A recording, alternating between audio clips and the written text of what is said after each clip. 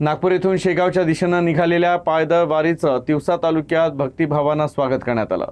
नागपूर येथून सुमारे 200 वारकऱ्यांची शिस्तबद्ध दिंडी शेगावकडे मार्गस्थ झाली असून 27 ऑगस्ट रोजी ही वारी शेगाव इथं पोहोचणार आहे।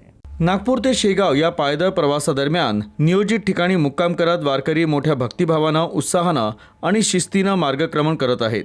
टाळ मृदुंगाचा गजर, अभंग भजन आणि माऊलीच्या जयघोषामुळे वारीच्या मार्गावरील वातावरण भक्तिमय होत आहे। नियोजनानुसार वारीचं तिवसा तालुक्यातील भारवाडी इथं आगमन झालं।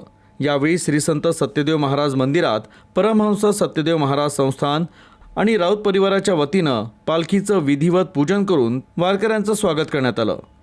यावेळी वारकऱ्यांसाठी अल्पोपहाराची व्यवस्था करण्यात आली होती।